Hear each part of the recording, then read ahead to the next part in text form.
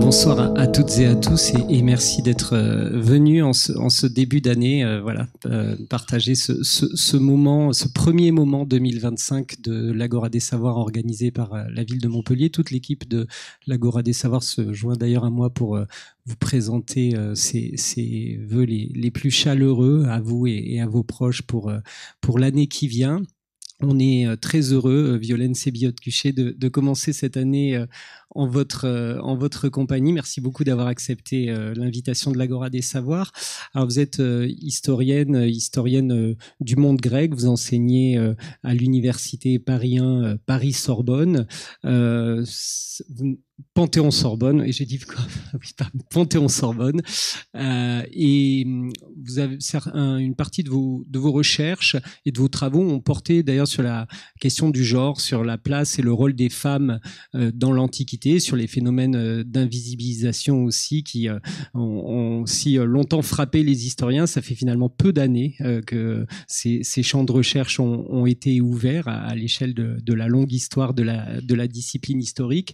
Ce qui vous a d'ailleurs valu le fait de publier il y a 2 ans un livre aux éditions Fayard consacré à Artémise qui était une reine d'Halicarnasse et qui a participé à la guerre aux côtés d'ailleurs du roi des Perses contre donc les cités grecques européennes, Artémise, à laquelle qu'on connaît d'ailleurs essentiellement grâce à Hérodote, qui lui dédie un passage important, et un passage dans lequel d'ailleurs il avoue la forte admiration ou la vive admiration, je ne me souviens plus tout à fait de l'adjectif retenu et de la traduction, mais voilà, qu'il lui voue.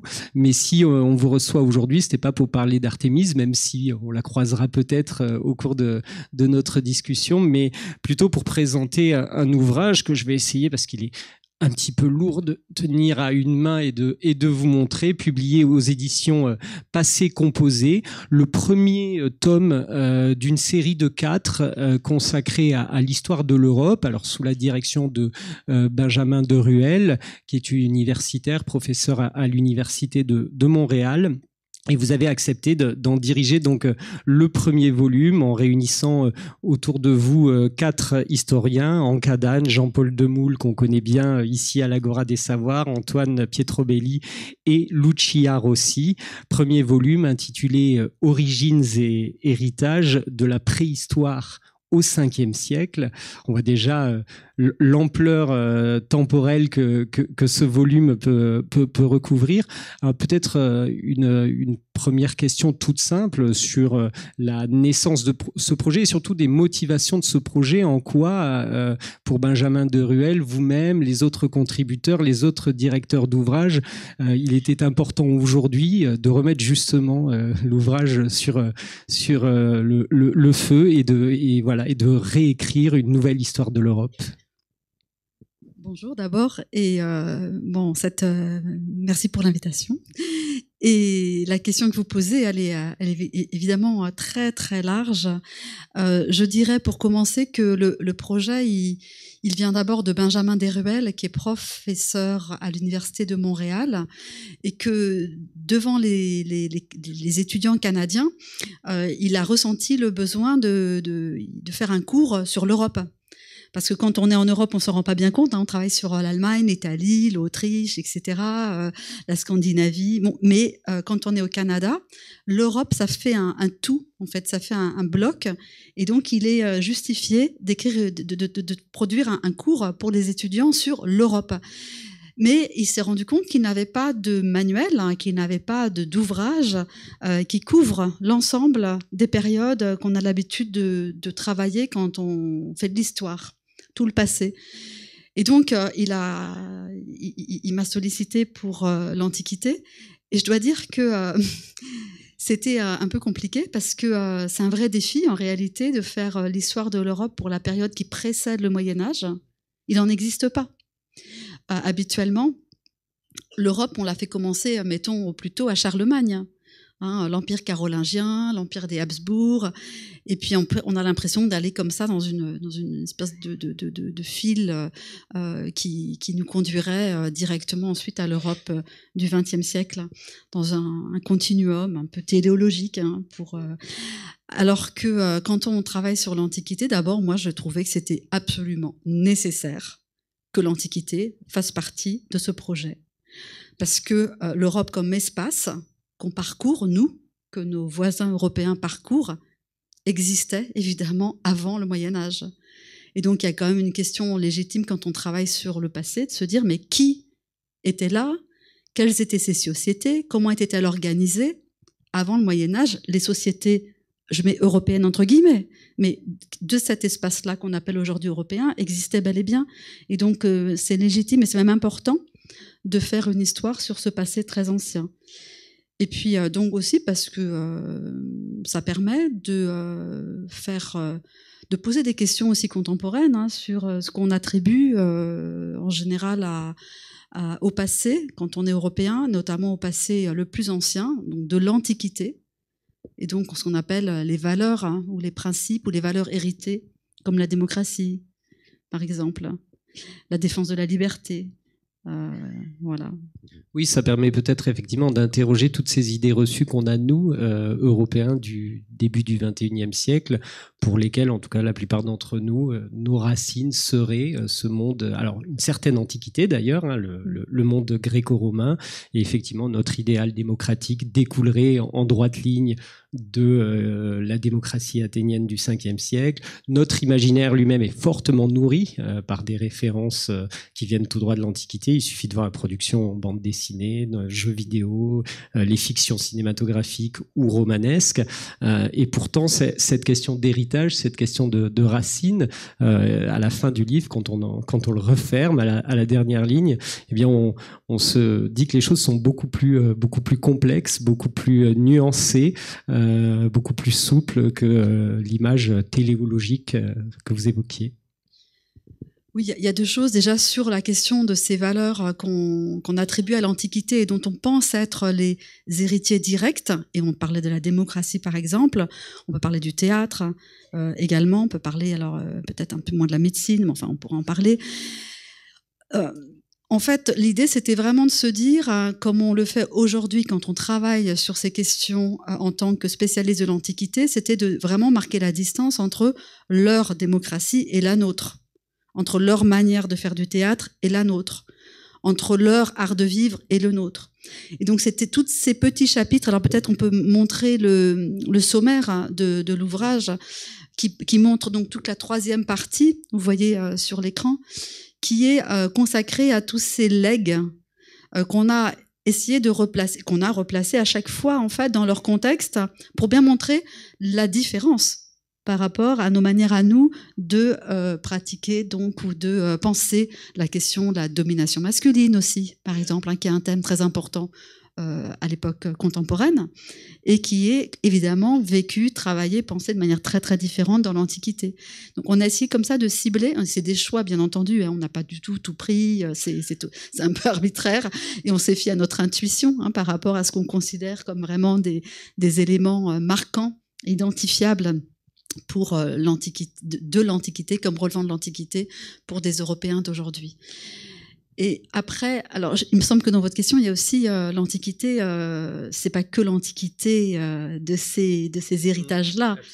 Hein, on a fait le choix aussi de se dire, l'Europe comme espace avant le Moyen-Âge, ce n'est pas que l'Antiquité grecque et romaine ou gréco-romaine. C'est tout le reste aussi, qu'on a parfois appelé les royaumes barbares, qu'on peut, ou alors même parfois il n'y a pas de nom parce qu'on ne nomme pas des cultures Yama dans la région d'Ukraine, de Russie.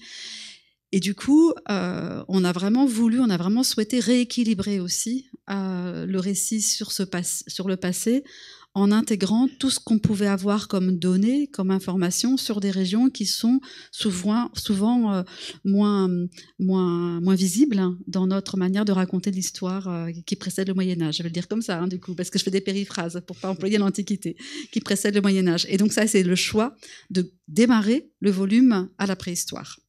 Là, c'est vraiment un choix important. Démarrer le volume à la préhistoire, c'est aussi une manière d'intégrer tout ce qui relève de la culture matérielle.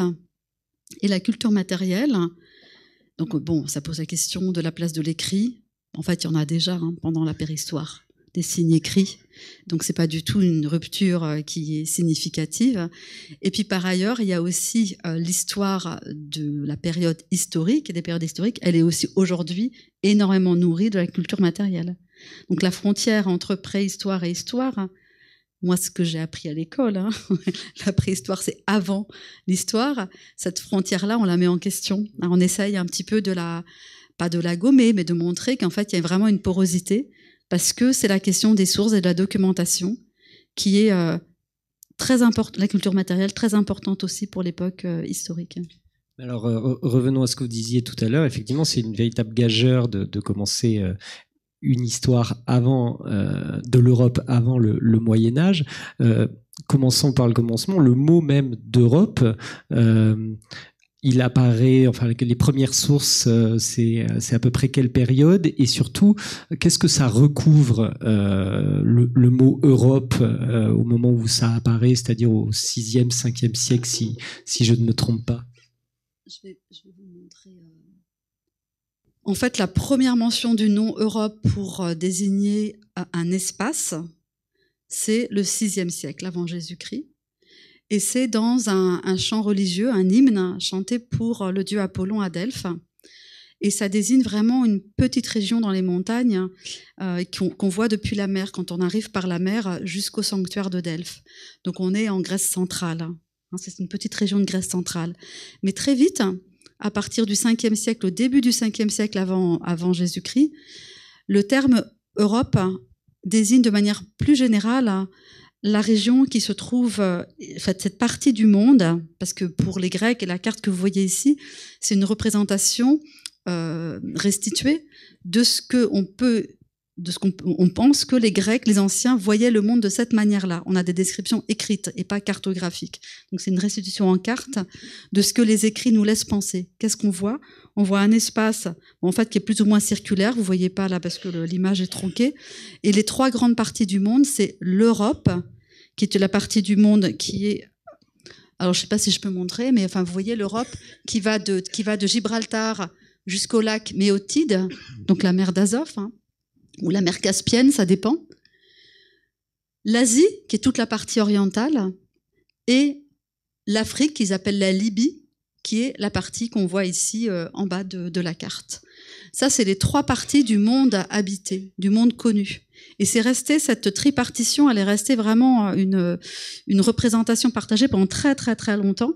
Et les frontières n'étaient jamais vraiment strictes, ça pouvait bouger parce qu'après il y a aussi des perspectives géopolitiques selon les guerres.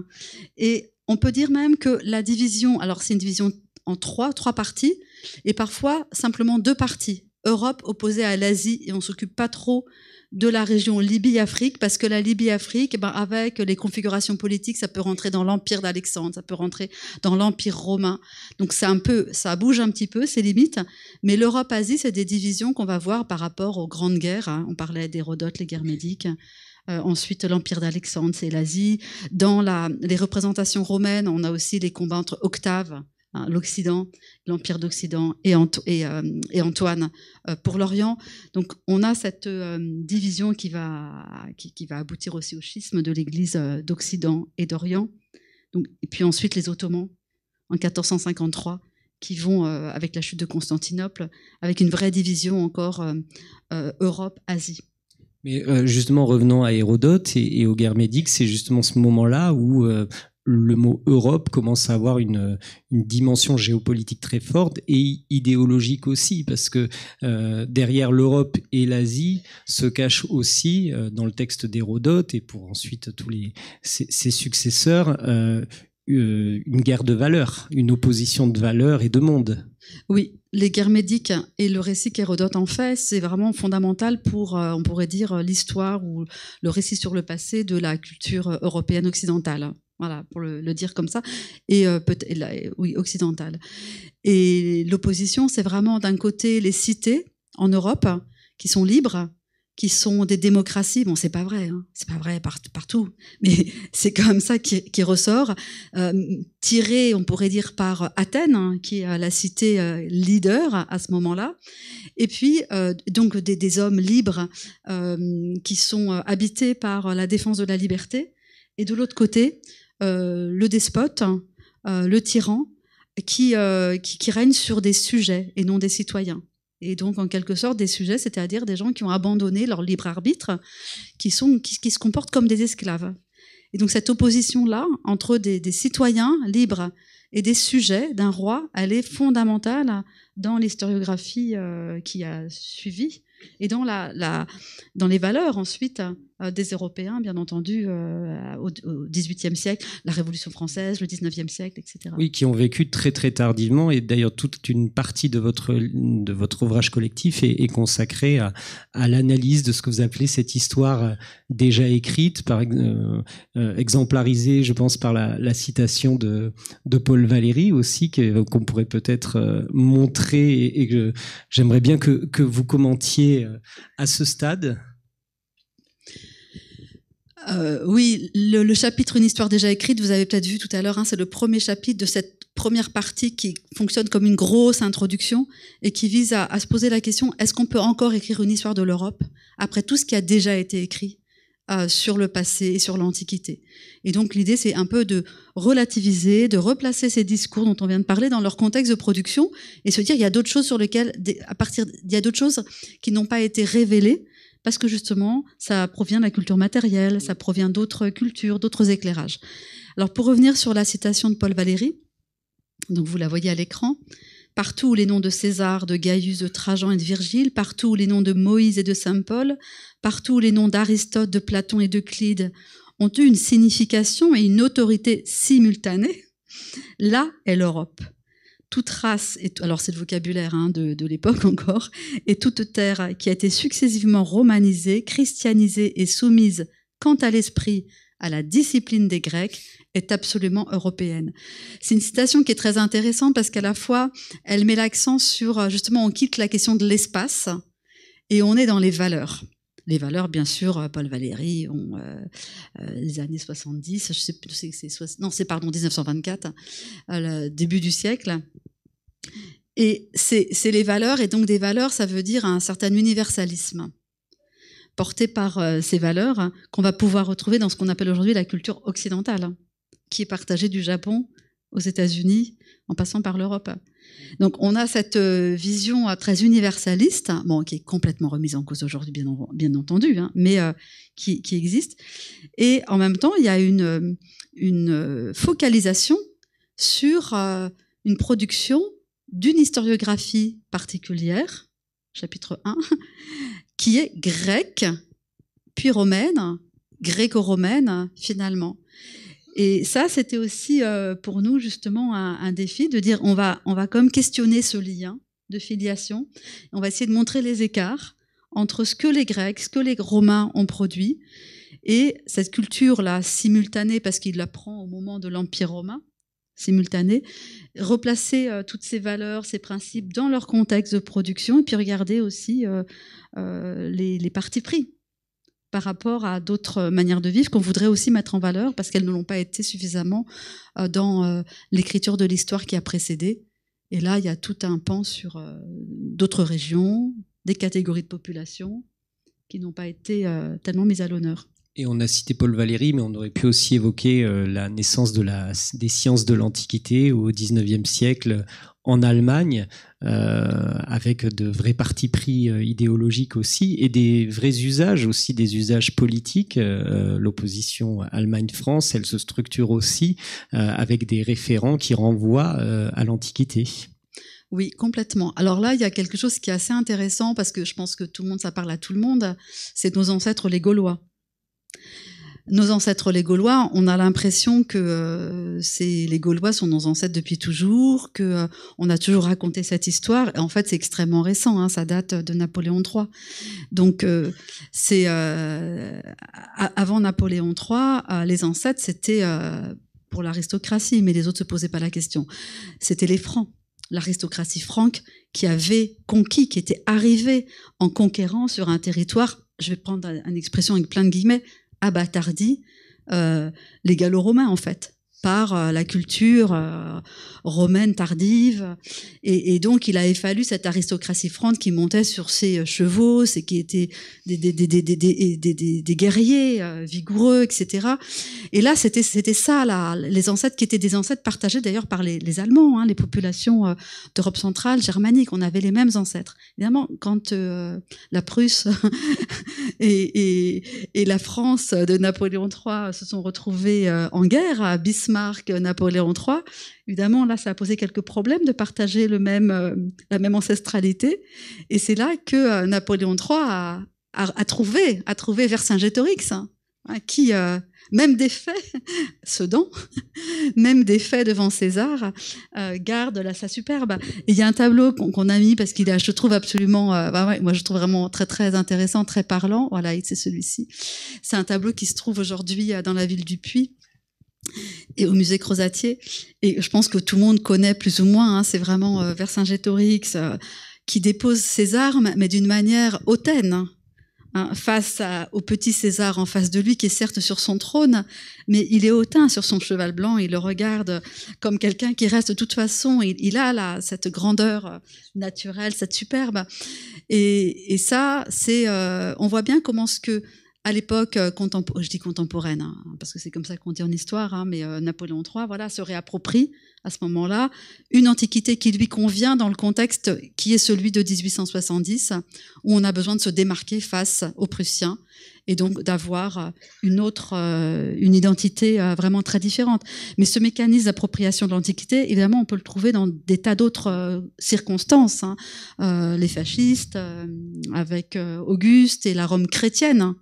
Mais avant d'être chrétienne, Rome, elle était païenne dans le discours des chrétiens. Donc il y a beaucoup d'autres choses, où Hitler, évidemment, avec la question des races. Et il y a même des appropriations qui, à rebours de ces appropriations réactionnaires, sont des appropriations plutôt émancipatrices. Oui, tout à fait. Et on peut penser à ce propos au mouvement, je dirais, féministe, je sais pas le terme du début du XXe siècle, et la figure de Renée Vivien, par exemple, qui a été la traductrice de Sappho, et qui avait ce cercle Paris-Sappho 1900. Je crois que la traduction de Sappho, c'est 1904. Donc, et qui a vraiment revendiqué, d'abord rendu bien plus visible et publicisé, si je peux employer ce terme, la poésie de Sappho, qui était très très célèbre dans l'Antiquité quand même, et aussi mis à l'honneur ce qu'on appelait les amours saphiques. Et puis après, bien entendu, cette appropriation d'une sexualité différente de celle qui était vécue, les normes en tout cas vécues au XXe siècle. Elle a été reprise, on le sait bien, hein, par Foucault, Michel Foucault, c'est très connu, les mouvements LGBTQ, etc. Donc oui. Il y a cette réappropriation qui est effectivement émancipatrice. Il y a même des dimensions plus anecdotiques mais extrêmement parlantes. Je pense à la création d'un culte à Antinoüs en 2002 par des Américains dans le cadre des luttes LGBTQIA+. Oui. Qui était Antinoüs. Oui, qui était l'amant alors c'était de quel empereur d'Adrien. D'Adrien, voilà, ouais. C'est ça. Du coup, je me suis posé qui était l'amant d'Adrien et qui était un très très très beau jeune homme qui a été statufié avec. Et donc actuellement en Californie, il y a un culte. Exactement. Mais on peut toujours puiser, c'est ça qui est assez intéressant, dans le passé pour y trouver ce qu'on y cherche et transformer même le passé pour cela. Alors bon, nous les historiens, ça nous intéresse parce que finalement ça rend très vivant cette matière historique sur laquelle on travaille. Et puis bien nous, bien évidemment, on a comme responsabilité de montrer ce qu'il en était dans le passé et d'avoir une transmission en tout cas très très scientifique, hein, très sérieuse sur la réalité de ces à la fois de Sappho, de la question de ces groupes humains que Hitler appelait des races, mais il n'y avait pas du tout de race dans l'Antiquité, ça n'existait pas. De la question de la religion dans l'Antiquité et de la place du monde chrétien par rapport à ce qui a précédé, qui était quand même aussi, qui a énormément influencé les pratiques chrétiennes. Donc voilà. Alors peut-être qu'on pourrait évoquer un des aspects de la seconde partie de votre livre, qui est consacré à l'évolution des formes politiques, des formes étatiques et à la structuration de ces formes politiques. On a tous, je pense, en tête comme référence, quand on pense à ces périodes anciennes, la question de la cité, des cités grecques, de la cité-État. Qu'est-ce qu'on sait actuellement, Violette Sibillot-Cuchet, des formes antérieure à la cité-État grecque, à la manière que les hommes avaient de s'organiser politiquement avant que n'apparaisse la cité-État grecque. C'est 8e siècle, c'est ça l'apparition de... Ouais. Oui, tout à fait. Bon, avant la cité-État, on a des informations quand même assez importantes pour tout ce qui concerne le bassin égéen. Hein, on a quand même l'âge du bronze, donc 2000 avant Jésus-Christ, 1500 avant Jésus-Christ. Ça, c'est ce qu'on appelle les Minoens. Voilà, ouais. Les Minoens, les Mycéniens, la civilisation cycladique. Et donc là, on a vraiment déjà des formes urbaines, on a déjà des murailles, on a déjà donc ce qu'on peut appeler des proto-États ou des cités en réalité quand même, hein, c'est-à-dire on voit bien qu'il y a des agents, on va appeler ça des acteurs, des institutions ou des entités qui agissent au nom de la communauté, qui sont capables de défendre la communauté, de monter une armée, de construire des murailles, de gérer aussi de l'économie et les réserves, hein, des silos, des greniers à blé. Donc ça, c'est des choses qu'on voit dans le monde égéen dès le 2e, 3e millénaire avant Jésus-Christ. Pour l'Europe centrale, septentrionale, c'est beaucoup plus compliqué. Là, Jean-Paul Demoule en parlerait beaucoup mieux que moi. Et on a plutôt des petits groupes humains qui se déplacent et qui, au bout d'un certain temps, avancent encore en permanence et sous forme de petits villages, qu'on appellerait des petits villages. Mais ce qui est assez frappant, je te trouve, c'est que quand on a ce regard qui compare finalement des régions qu'on n'a pas beaucoup comparées quand on travaille en histoire ancienne, je pense par exemple à ces habitats de l'Allemagne du 600 avant Jésus-Christ à peu près, hein, donc tout début du 6e siècle avant Jésus-Christ, la Heuenbourg par exemple. Je vais peut-être montrer si j'ai une photo ici. La Heuenbourg 600 avant Jésus-Christ, on a un habitat fortifié près d'un fleuve, le Danube. On a donc une organisation qu'on connaît pas bien, hein, faut pas se leurrer, on n'a pas de production écrite, mais qui fait penser quand même déjà à des formes de cité. Et c'est pas quelque chose auquel on pense spontanément quand on vous parlait de cité. Vous voyez, on parle tout de suite des cités grecques. Or, l'idée aussi dans ce volume, dans ce livre, c'est d'arriver à donner un peu plus de souplesse aussi à nos catégories et arriver à peut-être à insérer un peu mieux aussi des populations pour lesquelles on a moins de sources, c'est vrai, moins de documentation écrite en tout cas, que d'autres. Voilà. Les cités grecques, hein, c'est ça, hein, c'est vraiment le littoral méditerranéen. Je dis grec, mais là il y a aussi les Étrusques et il y a aussi les cités phéniciennes. Et justement, alors, quelle est pour revenir à la cité grecque, maintenant à la cité-État, est-ce qu'il y a une spécificité de qu'est-ce qui fait de l'expérience cité-État grecque une expérience historique tout à fait unique et tout à fait féconde? Alors, qu'est-ce qui explique qu'on parle tout le temps d'elle aujourd'hui encore? Et justement pas de... Oh, bah alors là, je pense que pour le coup, il faut parler d'Aristote, hein. Parce qu'en fait... Parlons d'Aristote. Non, c'est pas pour parler d'Aristote. Mais ce que je veux dire en disant cela, c'est que, en fait, on parle et on garde les références à partir des documents qui en ont fait des références. si on n'avait pas Aristote, je pense qu'on parlerait beaucoup moins des cités grecques. Mais il a fait quand même il a fait tout un travail de recherche sur la manière dont les cités, ces cités-là, étaient organisées, sur leur constitution, ce qu'on appelle des constitutions, la manière dont les institutions étaient organisées, c'est ce qu'on appelle les politeiai, les constitutions. On les a perdues, mais on sait qu'elles ont existé, celle de Marseille, celle de Carthage, pas que grecque d'ailleurs, celle de Carthage. Il en a fait beaucoup de collections. Et puis, on a retrouvé celle d'Athènes, la constitution d'Athènes, mais on l'a trouvée simplement au 19e siècle, au verso d'un papyrus, c'était totalement hasardeux. Par contre, on a par la transmission des manuscrits, on a le grand traité qui a été la synthèse en fait de tout ce travail de compilation des constitutions, qui est le traité de la politique, que là je pense qu'il est beaucoup plus connu, où il décrit ce que c'est que la cité-État de manière très théorique, très abstraite, et donc en fait il est en train de créer la science politique, ce qu'on appelle la science politique aujourd'hui. Voilà, qu'est-ce que c'est? Est-ce que c'est une communauté d'hommes? Est-ce que c'est des institutions? Est-ce que c'est un territoire? De quelle taille? Qu'est-ce qu'il y a comme institution? Qu'est-ce que c'est qu'être un citoyen? Qu'est-ce que c'est que déléguer le pouvoir? Qui décide? Pourquoi un citoyen il est tour à tour gouvernant et gouverné? Et puis finalement, ça c'est ce qu'on dit. Ça, je cite Aristote, c'est ce qu'on dit. C'est ce que moi je vous dis. Mais en réalité, dans la pratique, on voit bien que les citoyens, c'est ceux qui sont nés d'un citoyen et d'une citoyenne. Il dit. C'est-à-dire que dans la réalité, ce qui fait la citoyenneté, c'est les pratiques communautaires, c'est les associations, c'est le fait de manger ensemble, c'est le fait de participer au culte ensemble. Il n'y a pas de laïcité dans les cités-États. De participer tous au même culte, etc.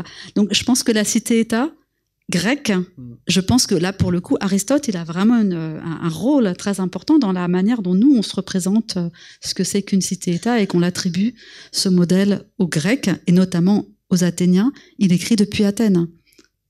Oui, et puis vous écrivez quelque part qu'il s'agit d'un mode d'organisation volontaire de la part des citoyens, ce qui n'était peut-être pas le cas d'autres régions du monde européen à cette époque-là. Oui, alors là, c'est le chapitre, vous faites allusion au chapitre sur la démocratie.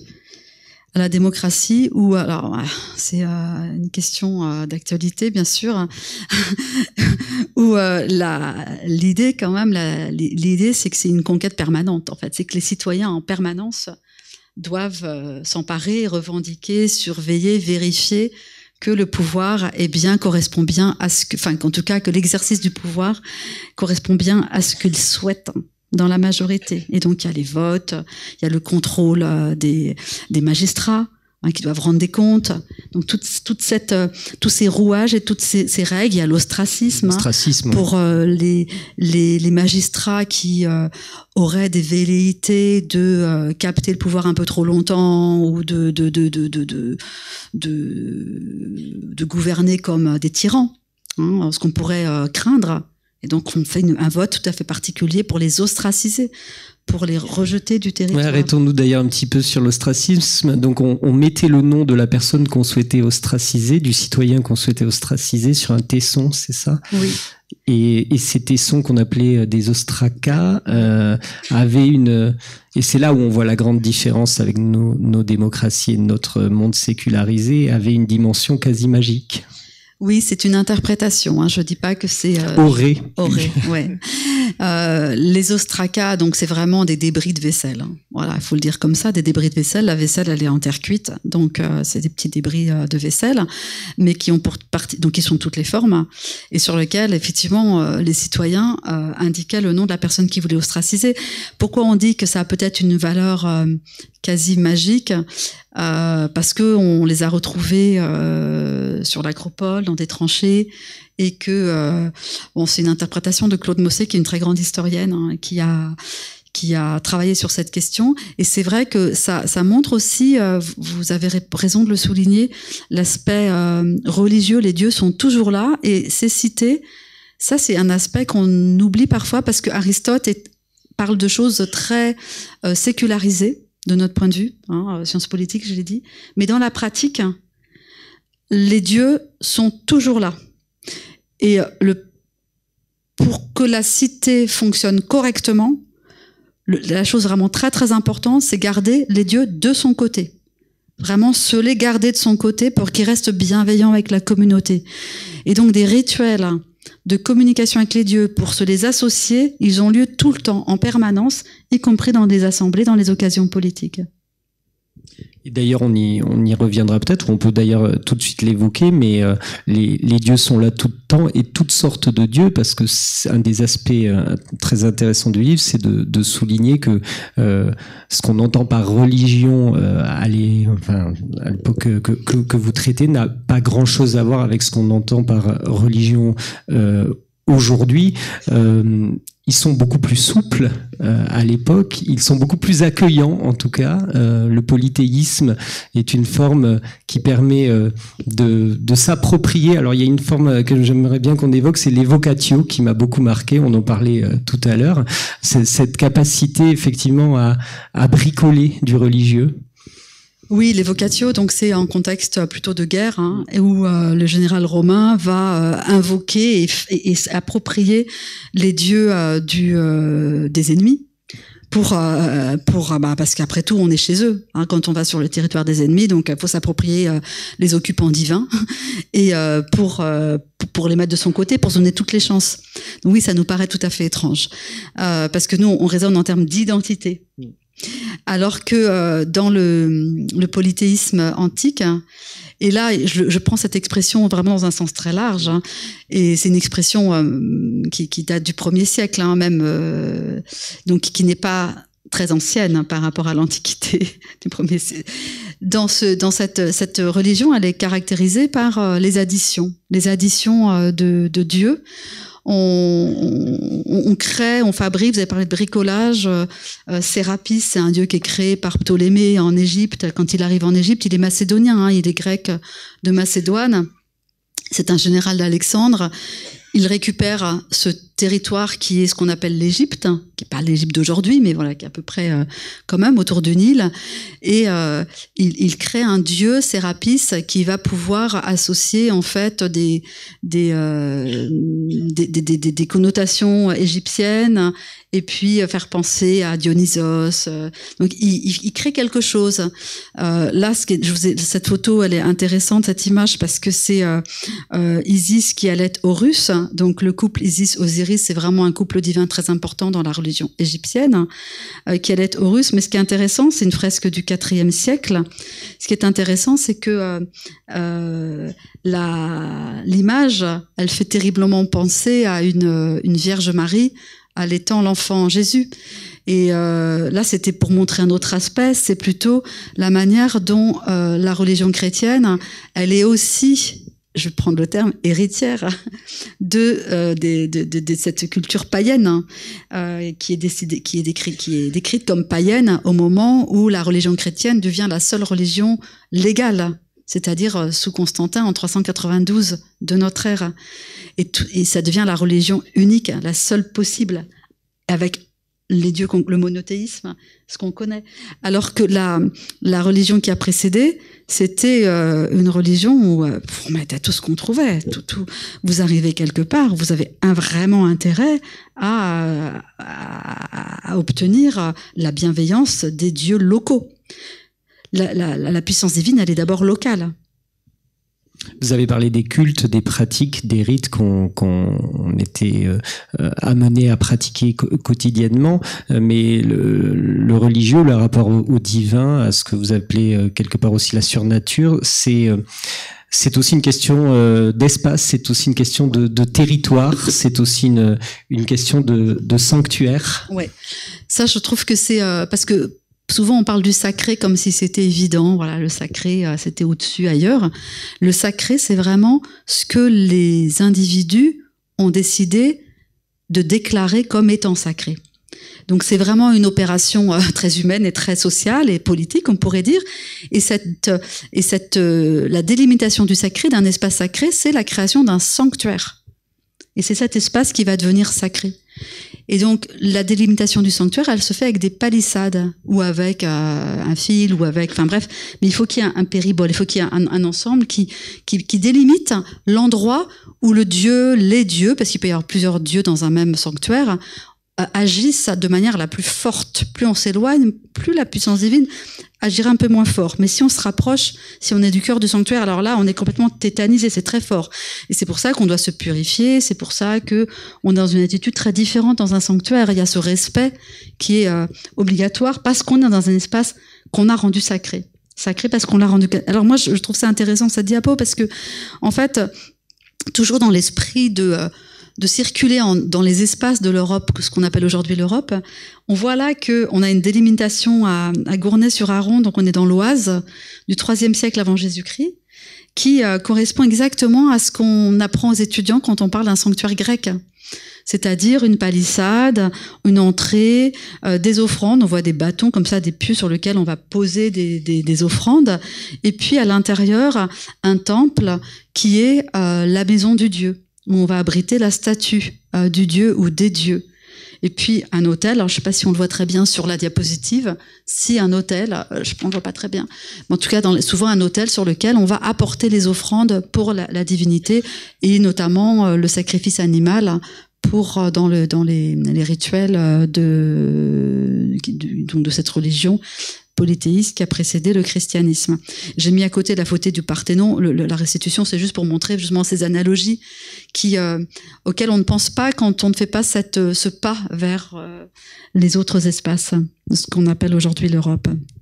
Alors on a parlé rapidement de l'expérience des cités grecques, mais il y a aussi une bonne partie du livre qui est consacrée forcément aux expériences impériales, aux différentes formes d'empires qui ont pu se succéder à ces périodes. Et là aussi on voit ce qui est intéressant dans la description des différentes formes impériales auxquelles vous procédez, c'est qu'on voit que notre volonté à tout prix de rabattre ces époques-là sur ce qu'on connaît ne marche pas tout le temps. Il y a de vraies différences entre ce qu'était à l'époque des empires et ce qu'on a pu connaître comme empire contemporain ou moderne au XVIIIe, XIXe.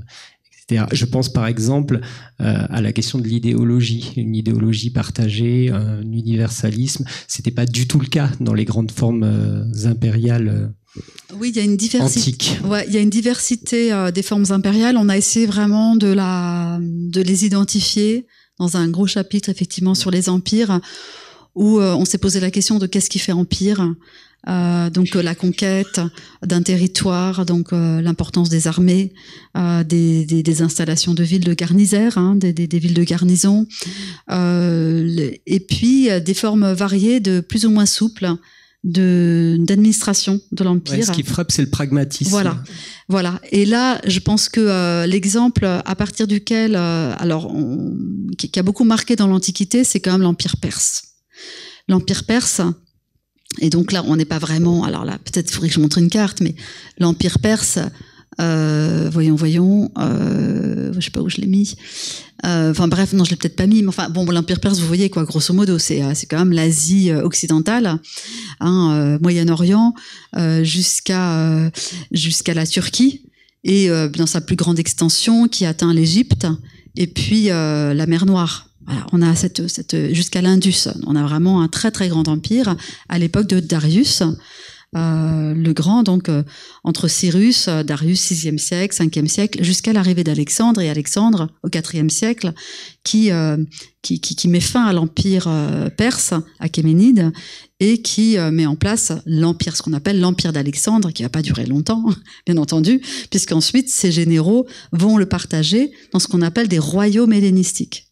Mais ces royaumes hellénistiques sont tellement grands qu'en fait, chacun d'eux est un empire. C'est ça aussi qu'on explique. Donc, le royaume des Ptolémées, des Lagides en Égypte, c'est un petit empire. Le royaume des Séleucides en Asie, c'est aussi un petit empire.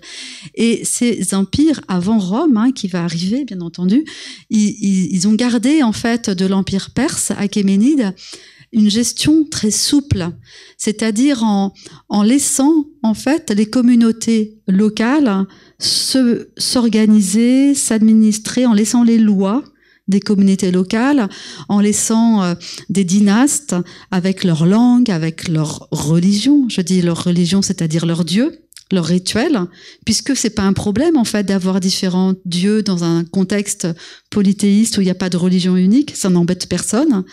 Et donc ça, c'est vrai que ce pragmatisme est très important pour comprendre peut-être la souplesse de ces régimes-là.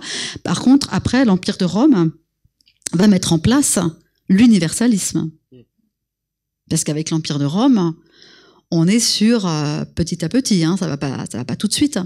Mais le statut des personnes, la fiscalité, bon, elle existait déjà, mais avec une administration fiscale très élaborée, avec un réseau routier exceptionnel, hein, de 80 000 à 100 000 kilomètres, hein, de la Grande-Bretagne à Babylone quasiment, enfin vraiment extrêmement grand. Et puis un code civil aussi, hein, le code justinien, hein, donc qui est compilé sous Justinien dans les années 530 de notre ère, mais qui va être l'ancêtre du code civil napoléonien et des codes civils européens. Donc cette idée d'universalisme, c'est vraiment très important aussi pour notre compréhension de moderne, de ce qu'on appelle l'universalisme. C'est-à-dire un même droit pour tout le monde, d'où qu'il soit, et aussi, puisque c'est un empire qui est fondé sur une cité, Rome, la cité, donc une cité-État, avec des citoyens, inspirés par les démocraties. Il y a aussi l'idée que on est citoyen de l'empire et que donc on a en partage en fait cette capacité. Avoir deux patries. Exactement. On peut être citoyen de sa petite ville comme Cicéron et puis on est citoyen également de Rome en tant que ville universelle. Et alors les barbares dans tout ça, la question, voilà, la question des barbares, comment l'avez-vous posée et traitée dans ce premier volume de l'histoire de l'Europe? Qu'est-ce qu'on sait de ces royautés environnantes, de cette Europe septentrionale? Pas grand-chose, hein, je pense, de l'Europe septentrionale, en tout cas beaucoup moins que pour les royautés environnantes. Exactement, ça a été très compliqué honnêtement. Parce qu'on avait toujours un tropisme qui nous redescendait vers le sud où on a plus de sources. Vous voyez sur la carte le vert. Et il fallait en permanence combattre notre tropisme. Et on avait des éditeurs, Benjamin Dervel, qui nous disaient attention, il faut remonter vers le nord. Chaque fois, essayer de parler aussi des autres. Alors, les barbares, d'abord, c'est avec des guillemets évidemment, hein, puisque barbare, c'est une appellation et qui donc, il faut penser qui l'énonce. Nous, on l'énonce pas. Nous, on considère évidemment pas les Celtes ou les Scythes comme des barbares. Et il faut bien le rappeler. Hein, c'est un énoncé en fait qui provient justement dans ce cadre dont on a parlé au tout début, Athènes, de désignation des barbares. C'était les Perses. C'était ceux qui étaient dans un régime idéologiquement complètement à l'opposé. Donc c'était eux les barbares. Et puis c'est devenu une appellation pour dire tous ceux qui sont pas bien civilisés, qui sont pas civilisés, qui sont pas comme nous. Donc pour Rome aussi, et cette barbarie, elle va s'étendre à chaque fois au plus loin quand on monte dans l'Empire, hein, quand le limès, la frontière militaire, les barbares sont toujours au-delà. En fait, on voit que cette Europe antique, elle est un peu divisée, vous voyez, en deux, entre le sud et le nord, avec un ouest qui penche parfois un peu vers le nord d'ailleurs, et un est qui est plutôt vers le sud. Et on a essayé de suivre à la fois donc ces principautés celtes du VIe siècle qui sont importantes. On a parlé de la Heuneburg en Allemagne, par exemple, dès qu'on le pouvait. Et puis des principautés celtes, les Oppidas ensuite, gaulois, qu'on trouve plutôt au IIIe siècle avant Jésus-Christ. Donc voilà, à Bibracte, en Cérune, on en parlait aussi, qu'on trouve un petit peu dans la région évidemment ici. Et puis ensuite ces peuples qui se mêlent aux légionnaires romains le long de la frontière de l'Empire et qui vont petit à petit se mélanger. Ouais, ce ne sont pas des mondes clos. Ce ne sont pas du tout des mondes clos, c'est très poreux. Font se mélanger. On a par exemple des tablettes de bois inscrites qu'on a retrouvées en Angleterre le long du mur d'Adrien. Donc c'est vraiment l'extrémité au nord-ouest de l'Empire romain. Et sur ces tablettes inscrites, il y a une garnison et les lettres évoquent en fait les relations avec les villages du voisinage, qu'elles soient d'un côté ou de l'autre du mur d'Adrien. Donc il y a des relations bien entendu entre ces populations. Je vais te montrer l'Empire romain si je trouve. Voilà, ici. Voilà, ça c'est pour voir un peu la vision de l'Empire romain, quand même. Et alors justement, vous parliez d'inscriptions et ces inscriptions, elles renvoient forcément à l'écriture. Vous y consacrez un chapitre important du livre, et en particulier l'apparition de l'écriture alphabétique. Qu'est-ce qu'on sait de la naissance, de l'invention de l'écriture alphabétique, d'où ça vient, c'est à peu près quand? En tout cas, c'est sûrement pas ni les Grecs ni les Romains, ça les précède. Ouais. Alors d'abord, on peut peut-être aussi distinguer, parce qu'on l'écriture et les signes inscrits qu'on ne sait pas déchiffrer. Et les signes inscrits. Alors sur cette carte, c'est une carte très classique où on voit les grandes écritures identifiées, hein, pour nous, comme système d'écriture. Donc effectivement, c'est plutôt toujours à l'est que ça commence.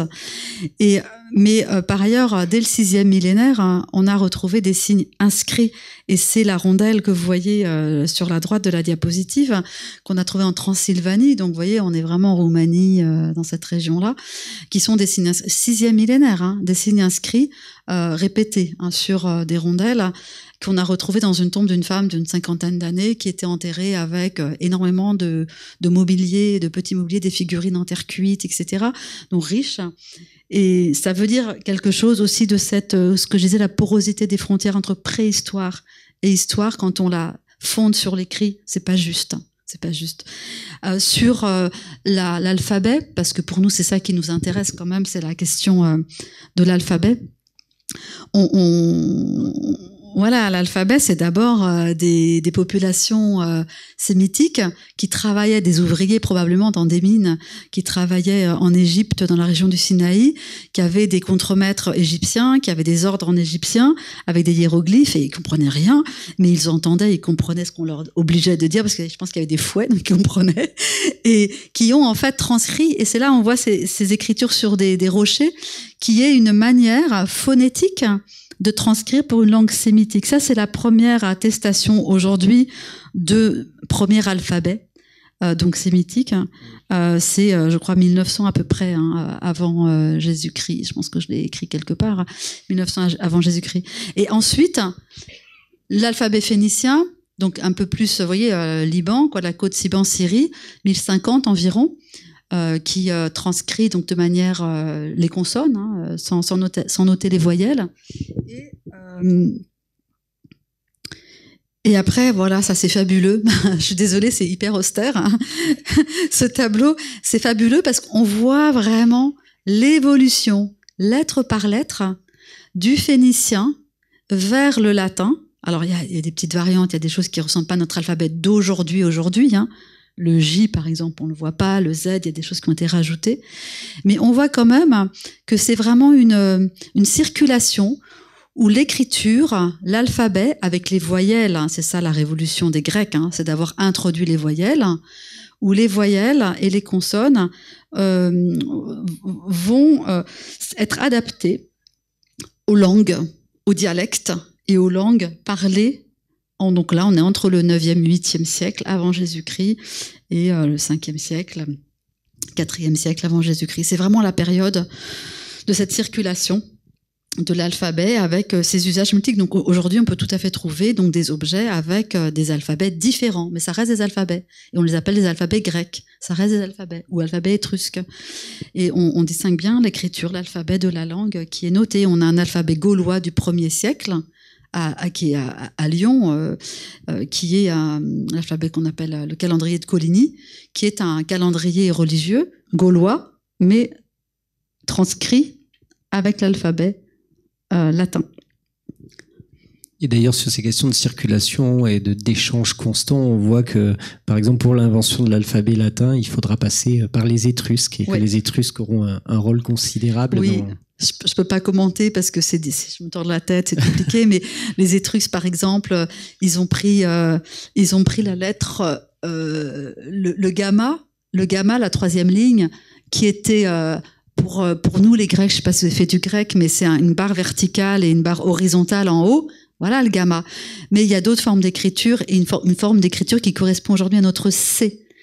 Et c'est eux qui ont utilisé en fait ça pour noter le son K. Et donc ils ont utilisé ça. Et donc du coup le gamma, le son G, il a fallu trouver une autre lettre pour la noter. Et on a pris le eta, le zeta, Vous voyez, il y a comme ça des passages qui sont passés notamment grâce aux Étrusques, enfin par l'intermédiaire des Étrusques avant le latin. Alors, on ne pourra pas tout aborder, mais j'aimerais qu'on s'arrête quand même sur un des legs possibles qu'on cite souvent et qu'on cite souvent ici à Montpellier pour des raisons historiques précises. C'est la question de la médecine.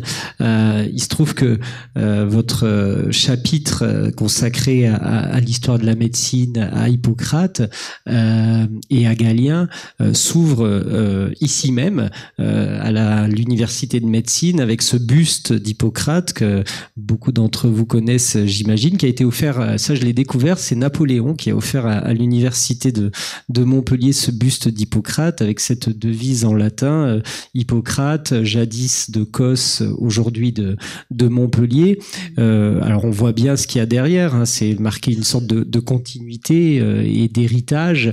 Voilà, l'université de Montpellier, héritière du grand savoir médical grec et romain, et on s'aperçoit en lisant le chapitre qui est consacré que c'est quand même beaucoup plus compliqué que ça. Ça se fait évidemment pas du tout de manière linéaire.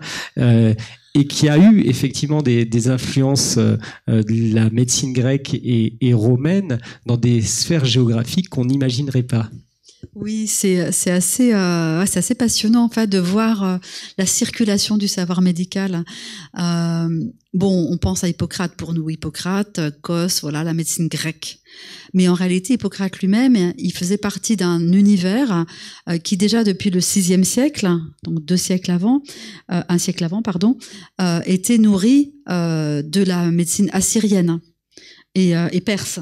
Puisque Démocédès de Crotone, Critias, Ctésias, ce sont des médecins qui ont été médecins du roi Xerxès dans l'empire perse, qui était quand même l'empire le plus puissant à l'époque. Donc déjà, il y avait cette circulation qui a nourri la médecine qu'on appelle la médecine grecque d'Hippocrate, hippocratique. Galien, au IIe siècle, très très connu, évidemment, Galien, il a en quelque sorte bien théorisé, repris Hippocrate, et il a solidifié ce savoir-là hippocratique, et il a rendu bien sûr au niveau de l'Empire romain de manière beaucoup plus universelle, enfin en tout cas au niveau de l'Empire romain. Mais Galien, il a été traduit surtout au IXe siècle par des médecins arabes. Il a été traduit en arabe à Avicenne, Averroès, et donc la médecine grecque, alors gréco-romaine avec Galien, mais Galien il était comme de Pergame, donc on est aussi en Asie mineure, hein, aujourd'hui la Turquie, a nourri la médecine arabe également. Et au XIe siècle, quand on arrive à Montpellier, puisque quand les manuscrits arabes sont traduits en latin, ils sont traduits en latin pour en particulier les universités, les académies de médecine, donc Salerne, Tolède, Oxford, Paris, Montpellier évidemment. Et c'est passé par les Arabes, mais à ce moment-là aussi, quand ça passe aussi en latin, ça va partir aussi en Asie, en Chine, au Tibet et en Inde. Et la médecine qu'on appelle aujourd'hui la médecine traditionnelle chinoise, ben en fait, elle est quand même très hippocratique, hein, finalement, par toute cette circulation. Et nous, on a l'impression que c'est une médecine exotique, qui ne nous concerne pas, qui vient d'ailleurs, très très exotique. Mais en réalité, c'est quelque chose qui est dans notre héritage, je prends un terme encore un peu galvaudé, mais plus ancien, que la médecine occidentale savante, qui est beaucoup plus récente. On retrouve d'ailleurs des traces d'Hippocrate et de Galien dans de vieux traités médicaux chinois du Moyen-Âge. Absolument. Donc cette théorie des humeurs, hein, voilà, que ça c'est toute cette mécanique des fluides, hein, et ce système d'équilibre, hein, du corps qu'on pense, voilà, qui maintenant qui résonne pour nous avec la médecine chinoise. Voilà, c'est aussi de la médecine hippocratique et grecque et européenne. Et puis un des aspects, une des lignes de fond continu de cet ouvrage, c'est aussi de toujours essayer d'offrir une visibilité à celles et ceux qui n'en avaient pas. Et donc, évidemment, la question des femmes est une sorte de base continue de tous les chapitres de votre ouvrage. Il se trouve qu'on ne peut pas du tout comprendre la situation, par exemple, d'une citoyenne grecque ou d'une citoyenne romaine si on lit l'histoire passée avec nos catégories de sexe, nos catégories de genre actuelles. Oui, alors ça, je pense que ça, c'est un élément qui restitue un état de l'art d'aujourd'hui aussi, de l'historiographie contemporaine. On ne peut plus faire d'histoire en faisant un chapitre spécial pour les femmes. C'était pas du tout ce qu'il fallait faire, ce qu'on voulait faire. Donc, on a essayé vraiment de faire une histoire qu'on appelle mixte, dès qu'on le pouvait, quand on le pouvait. Bon, c'est pas toujours possible, mais c'est vraiment l'objectif, en tout cas l'ambition, de parler de tout le monde.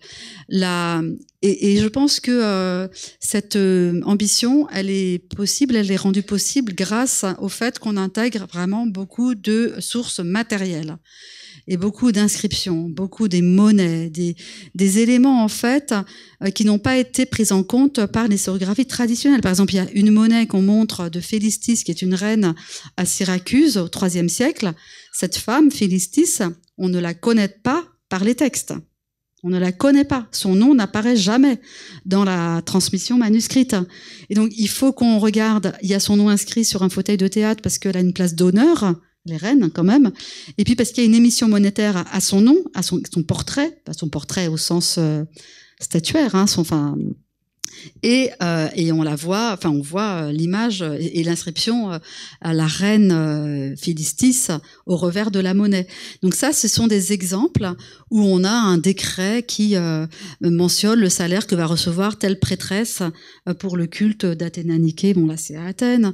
Où on a des papyrus de l'époque de Ptolémée, justement ptolémaïque, où on voit une femme, Irénée, qui gère son vignoble, ses plantations, les locations, les locataires. Elle emprunte de l'argent et pour le créancier, du coup, elle doit accepter que ses locataires versent le loyer, non pas elle, mais au créancier. Et donc, il y a un papyrus qui indique son consentement à ce contrat entre les locataires et le créancier. Donc, tous ces petits éléments de la vie quotidienne, on va dire, sont très importants pour restituer justement la place des femmes en particulier. Puis après, on s'interroge aussi sur la question des dominations, parce que c'est pas une domination masculine binaire. Il y a bien sûr des sociétés dans l'Antiquité qui sont esclavagistes. Et donc, c'est aussi la question des dominations que des femmes exercent sur des hommes et des femmes, et qu'on voit aussi attesté par des tas de documents. Les actes d'affranchissement d'esclaves, par exemple, où les femmes sont propriétaires d'esclaves. Et elles affranchissent un esclave homme ou femme et lui demandent de rester jusqu'à la fin de ses jours pour s'occuper d'elle quand elle est malade, pour faire l'aide-soignant, l'aide-soignant jusqu'à la fin de ses jours. Donc ça, c'est des choses vraiment qui restituent, je pense, à l'état de la connaissance qu'on peut avoir sur ces sociétés du passé en intégrant la documentation archéologique. Oui, et en corrigeant peut-être tous les a priori et toutes les idées reçues que nous avions à partir de quelques citations d'Aristote et de penseurs grecs et romains qui avaient figé une vision de la femme à la maison, sans rôle citoyen, alors que justement vous montrez qu'au contraire les citoyennes étaient des citoyennes de plein droit. Alors elles n'avaient pas tous les droits, mais elles avaient un rôle politique pour certaines d'entre elles réel. Et c'est là où aussi on revient à Artémise d'Halicarnasse. Mais bon, ça sera une autre histoire, puisque on est arrivé au bout de l'heure qui nous était donnée et qu'il faudrait qu'on arrive à passer au débat avec la salle, même si on a été obligé de laisser beaucoup d'aspects du livre de côté. Je pense à la question des inventions techniques ou de l'invention d'un art de vivre aussi. Enfin, il y avait plein de choses dont on aurait pu parler, mais qui sortiront peut-être pendant la discussion. On a des micros, n'hésitez pas à lever la main. Qui est le premier courageux? Monsieur au premier rang. Merci beaucoup, madame. Vous nous avez passionnés. Mais dans la présentation de votre conférence, il était dit l'histoire de l'Europe depuis la préhistoire. Or, vous n'avez parlé que de l'histoire. Vous citez Lascaux. Comment avez-vous intégré Lascaux dans cette histoire? Merci. Très bien vu. Alors j'essaie de reprendre. C'est vrai qu'on est passé on n'a même pas vraiment évoqué la question de ces choix chronologiques. Je vais reprendre par exemple. Alors comment on l'intègre? On l'intègre assez tôt dans le livre sur la question en fait des populations qui se sont installés dans cet espace que nous appelons européen, évidemment, et qui ne s'appelait pas européen. Et je vais très vite pour expliquer que en fait, ce qui nous a semblé caractériser cet espace-là, c'était la notion pas très élégante de cul-de-sac, parce que on voit vraiment la circulation. Alors là, c'est sur cette carte-là, c'est avant Homo sapiens, mais on voit bien quand même que la circulation des hominines est passée donc de l'Afrique vers l'Asie et ensuite et arriver vers l'Europe. Et là, ça s'arrête, puisqu'évidemment, il n'y a rien de l'autre côté. C'est-à-dire qu'il n'y a pas encore le franchissement. En tout cas, nous, il n'y a rien pour... enfin, en tout cas, sur la carte, en tout cas, on ne parle que de cette région-là. Et ce qui nous est intéressé aussi, on voit sur la petite photo satellite, mais là, c'est un peu pixelisé peut-être, c'est qu'on a des mouvements où le niveau des mers a baissé. Et du coup, ces régions étaient beaucoup plus facilement franchissables. Et notamment dans le bassin égéen, et la mer Noire, le bassin égéen, c'était beaucoup plus facile de traverser. Et ça a certainement permis, par vagues successives, cette évolution, cette arrivée des populations. Et après, on a travaillé sur la question, voilà, de Sapiens, Néandertal, comment les cohabitations, et puis la question des... je vais faire ça comme ça. La question des cultures, ce qu'on appelle des cultures du néolithique, et donc qui montre qu'il est très difficile d'avoir une pensée synchronisée, parce que les archéologues responsables de sites ou de régions ont en fait à chaque fois fait des chronologies valables pour leur culture. Et c'est assez difficile de mettre en relation tout ça sur une même échelle, donc il faut avoir un peu de flexibilité sur les cultures. Voilà, donc c'est un peu ça, vous voyez, c'était sur la question de la population, la question des Indo-Européens. Voilà, est-ce qu'il y a des Indo-Européens? Bon, bien sûr que vous connaissez probablement la réponse si Jean-Paul Demoule est venu souvent vous voir. Donc, j'ai pas la peine de vous expliquer. Après, chaque fois qu'on le pouvait, par exemple sur les techniques, on a essayé d'utiliser les artefacts qui nous sont restitués, par exemple un filet de pêche qu'on a retrouvé dans un lac suisse parce qu'il y a eu un moment de sécheresse et on a retrouvé ces documents, un filet de pêche du néolithique, mais c'est très émouvant parce qu'on voit vraiment un filet de pêche avec ses nœuds, la manière dont il est noué, et ça nous évoque cette vie de pêcheur au bord du lac Léman. Je crois que c'était le lac Léman. Donc, on essaie, vous voyez, à chaque fois dans chacun de ces chapitres d'arriver à attraper souvent par des objets, par des gravures aussi, et puis on a parlé des gravures du 6e millénaire avant Jésus-Christ, là, en Transylvanie, voilà, de la préhistoire. Et je vous rassure, il y a aussi la grotte Chauvet dans le livre.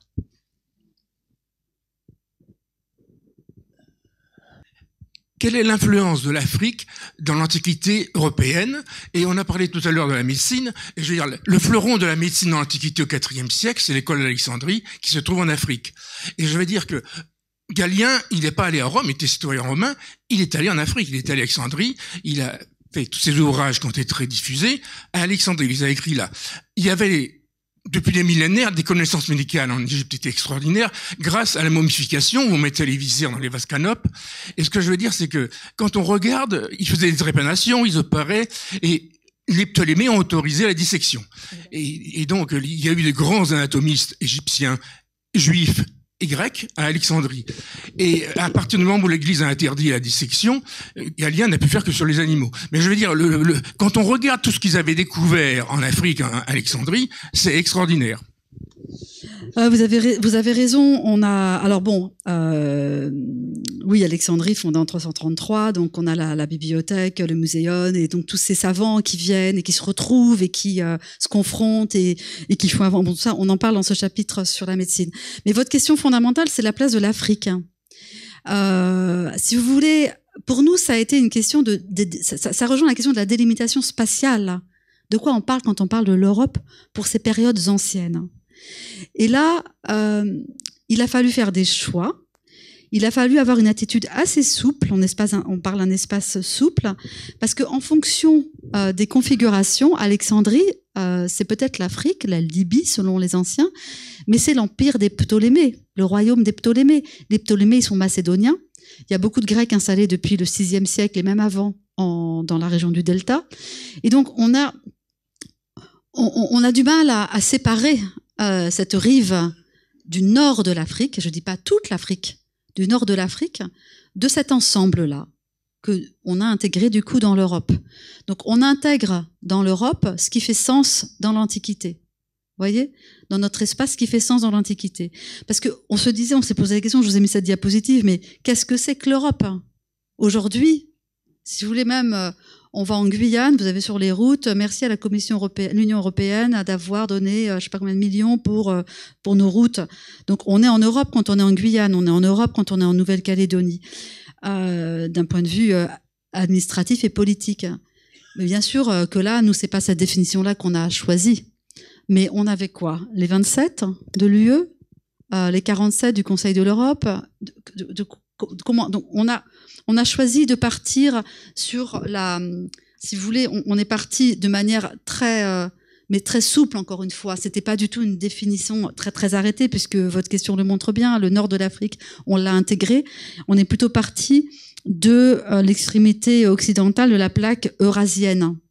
Mais la plaque eurasienne, elle est très grande. L'extrémité occidentale, si on était vraiment rigoureux, si on était géologue, on prendrait la moitié de l'Islande et pas l'autre. On prendrait la moitié de la Sicile et pas le sud de la Sicile. Et on prendrait certainement pas Alexandrie. Vous voyez? Donc, on a utilisé cette idée un peu qui dans le sens commun, disons, on se dit oui, allez, la plaque eurasienne, l'extrémité. Mais en fait, c'est impossible, de l'Atlantique à l'Oural. Ok, ça fait un peu sens pour nous. Mais c'est très compliqué. Et quand on a travaillé sur l'écrit, sur les papyrus, sur Alexandrie, on a toujours un dans l'équipe qui disait « Oui, mais là, c'est pas l'Europe. » On dit « Bah si. » Et on a tenu bon. Si, c'est bien l'Europe, parce qu'on est bien dans la même culture, dans le même bain, si vous voulez, que ce soit grâce à l'Empire perse, en fait. Grâce à l'Empire perse. Et donc, oui, on a intégré la partie nord-africaine. Et le livre parle bien des dissections et même de la vivisection autorisée par les Ptolémées sur des condamnés à mort. Ça, c'était pour le petit détail gore de fin de soirée. Bonsoir et merci. Puisqu'on nous a tiré vers l'Afrique, vous n'avez assez peu parlé d'Europe du Nord. Donc je ne sais pas si dans l'ouvrage, il y a des choses sur les Scythes, sur les Scandinaves. Enfin, j'y connais rien. Oui. Alors, c'est pas alors oui, tout à fait. Alors, bon, vous avez compris que c'était un défi de parler de l'Europe du Nord. Mais qu'est-ce qu'on appelle l'Europe du Nord? La Scandinavie, non. Ah, je vous assure que non. À part l'ambre qui vient de la Baltique, on peut pas dire grand-chose en fait parce qu'on n'a pas de source. Et du coup là, ça nous a vraiment limité. En revanche, les sites, oui, parce que les sites, c'est pas vraiment l'Europe du Nord, c'est plutôt l'Europe du Centre. Voilà, pour nous, centre, c'est la plaine c'est entre Roumanie, Ukraine, Russie, Oural. On a parlé des sites pas mal parce que là, on a des sources, à la fois les Kourganes, les tombes. On a aussi des textes sur les sites, donc chez Hérodote en particulier, sur les coutumes des sites. Donc oui, on en a parlé. Et alors Europée, pour finir. Europée, oui, parce que Europée, souvent on dit Europe, c'est la princesse Europée. Nous, on a dit Europée pour distinguer d'Europe. Donc, c'est vrai que moi franchement, je montre juste un truc. Vraiment, je vous montre juste ça parce que je trouve ça assez Europée. En fait, c'est la princesse tyrienne. C'est la princesse dont on voit la reproduction sur les pièces de 2 € parfois. En tout cas, celles qui sont émises à Athènes, on voit, c'est la dernière diapo. Je pense que voilà, c'est là. moi, je voulais vous montrer ça parce que c'est assez drôle. Europée, c'est une princesse tyrienne, donc du Liban, on dirait aujourd'hui, voilà, qui a été enlevée par Zeus dans le mythe. Et attends, c'est un ancien mythe, enlevé par Zeus, qui a pris la forme d'un taureau. Parce qu'il se métamorphose toujours. Il l'a enlevé vraiment parce qu'il était séduit. Il voulait juste la rapter, la violer. Je sais pas ce qu'il faut dire comme terme, comme verbe. En tout cas, il l'emmène. Il y a des petits amours partout, des petits éros. Et il l'emmène jusqu'en Crète. Et là, en Crète, il s'unit à elle. Elle a des enfants. Il y a une aristocratie crétoise qui vient d'Europe, etc. Ça n'a rien à voir avec la région Europe. Et Hérodote dit, certains disent que Europe, ça fait penser Europée, à la princesse, mais en fait, elle n'a jamais été en Europe, dans la région, donc ça n'a rien à voir. Sauf que, au 2e avant Jésus-Christ, il y a un érudit qui est à Alexandrie, justement, Moschos, qui lui invente un truc tout nouveau, qui dit que la princesse Europée, elle a eu un songe, et ce songe, c'est que l'Europe, allégorie, l'Europe l'appelait en lui disant « tu m'appartiens ». Quitte Asie, et donc c'est Europe-Asie, quitte Asie où tu habites, et viens vers... Et elle l'a arraché.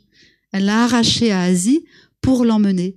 Et donc c'est le premier Moschos qui a fait le lien entre la princesse et la région que les anciens appelaient Europe. Cette région où, dans le mythe ancien, elle n'avait jamais été. Alors ce qui est intéressant, c'est que pour nous, c'est devenu un symbole d'Europe. Donc, vous voyez, un petit peu quand même contourné. C'est pas évident.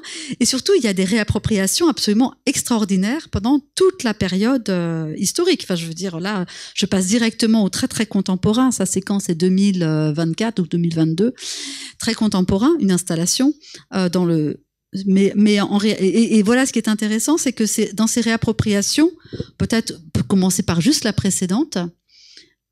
Ici, sur cette image-là, une appropriation féministe où c'est la princesse qui fouette le taureau pour le faire avancer et qui le tient par les cornes pour le faire avancer. Donc, elle n'est pas du tout la princesse séduite, passive, qui se fait violer par Zeus, mais c'est celle qui chevauche le taureau et qui parce que pour la représentation habituelle, voilà, la princesse sur le taureau qui est entraînée. Et la toute dernière, c'est celle-ci, eh bien, c'est la question des migrants. C'est la Méditerranée. Et c'est Zeus, le taureau, qui transformait en zodiaque. Et c'est bien vu parce que constellation, Zeus, transformation, métamorphose, au vide, etc. Et Europée, qui est la vulnérable et en même temps érotisée, parce qu'on est quand même dans le mythe d'Europe, et qui traverse la Méditerranée, qui est très noire. Et avec aussi des personnes de peau de couleurs différentes pour évoquer cet espace devenu multiculturel, métissé, etc. Merci beaucoup, Violaine Sévillot-Cuchet. Merci à toutes et à tous.